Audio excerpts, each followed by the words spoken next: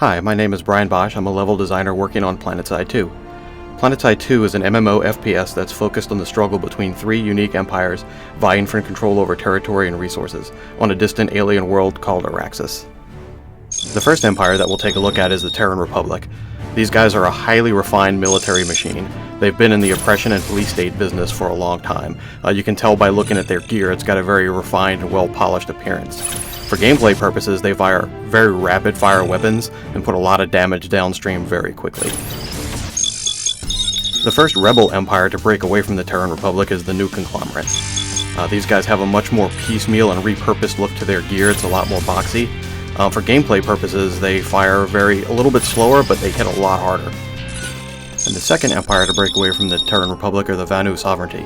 These guys actually found alien technology on the world of Araxis and have incorporated that into their arsenals. As such, they'll fire energy weapons and use a higher level of technology on their vehicles that the other two more conventional empires just don't have access to.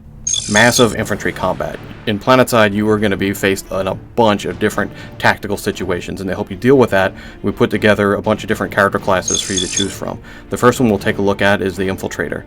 These guys have a cloaking unit, which allows them to become invisible for a short period of time to get into position. They're also snipers, advanced hackers, and recon specialists. Very effective at harassing the enemy. Light Assault is the first shock trooper class we'll take a look at. These guys are very mobile. Even though they have medium armor and medium damage weapons, they make up for it by having a short duration jump pack, which allows them to get in really good tactical positions and flank the enemy.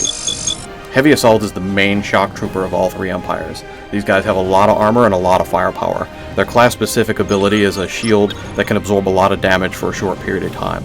They also can engage in enemy vehicles and enemy infantry. The Engineer is the first support class that we'll take a look at.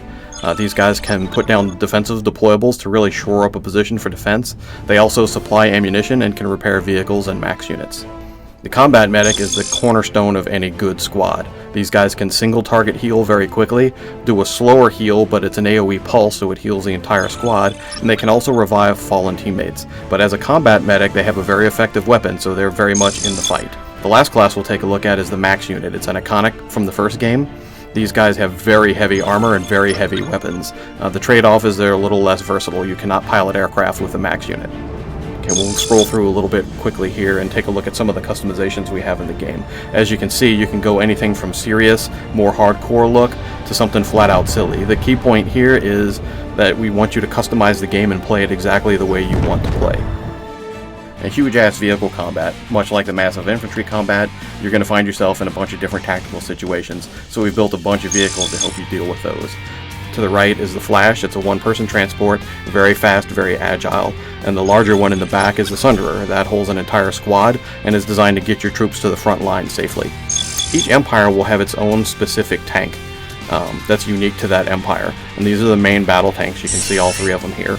The main thing to note here is their unique appearance and also their unique characteristics. They're all tweaked different to give a gameplay specific to that empire. So fire a little faster, move a little slower, have a little more armor. The same thing runs true with our aircraft. Each empire has an empire-specific attack aircraft, and they're all modded a little different, have different weapon systems to give them a unique feel. Again, these aircraft are very versatile. They can attack air-to-air, also air-to-ground. We have a couple of common pool aircraft. The first one we'll look at is the one to the forefront. That's the Liberator. It's a gunship and bomber. And the one to the back, the giant back there, is the Galaxy. It's iconic from the first game. It holds 2 full squads of players and is also a mobile spawn point. And here's a quick run through of some of our vehicle customizations. Again, it's all about versatility. You can be something silly, you can get attachments for your vehicle, different skins, or be something a little more hardcore that allows you to blend into the environment like these desert camos you see on those 2 Vanguards. Limitless customization, well, obviously it's not really limitless, but it's pretty close. There are literally thousands of things you can adjust from your character's appearance to different gameplay mechanics. You can mod just about anything on your character. And the way we do that is as you play the game, you level up. And as you level up, you get certifications. And these certifications can be used to purchase all your different customizations. So if you want your gun to fire a little faster, you can mod that. If you want it to shoot a little further, you can mod that. If you want different camo patterns, you can also grab that. And we also have very deep progression and customization paths for your vehicles. So in this case, this guy's modifying his Lightning to make it turn a little better and have a higher end top speed. Unprecedented team play. Well, as you can imagine, the massive storm of chaos that's thousands of players fighting on the same continent, we wanted to give you some solid team tools to stay together as a cohesive unit. So we built a 10-man squad, which the squad leader can actually give assignments to his team to keep them on target. You can coordinate uniforms to be the elite zebra squad here if that's what you want to do. 3 squads can form up to a platoon, so you can have up to 30 players on the same mission attacking the same target, all organized together. We also have a more permanent grouping. We call that outfits. In other MMOs, it's called guilds. But it's a permanent group of friends that team up and take down the enemy together. Now, beyond the game, we've worked really hard to incorporate a bunch of different features to sort of build an ecosystem to keep you connected with what's going on in the game without you actually having to be in the game. And the first thing we'll take a look at is our player website. It's got very deep stat tracking. You can really track just about anything on your character. Anything that you've ever done will be tracked here real time. So you can check how you perform with a weapon before and after you modded it. You can compare yourself to your friends or any other player in the game to see how well you're doing comparatively.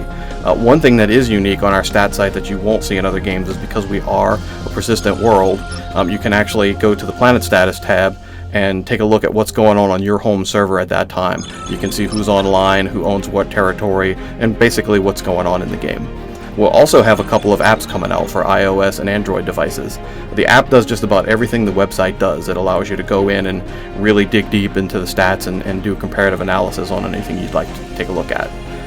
But one thing it has that's unique that I really like is it has a voice modification in there, so you can actually dial into the VoIP that's built into the game and talk to your friends live through your phone.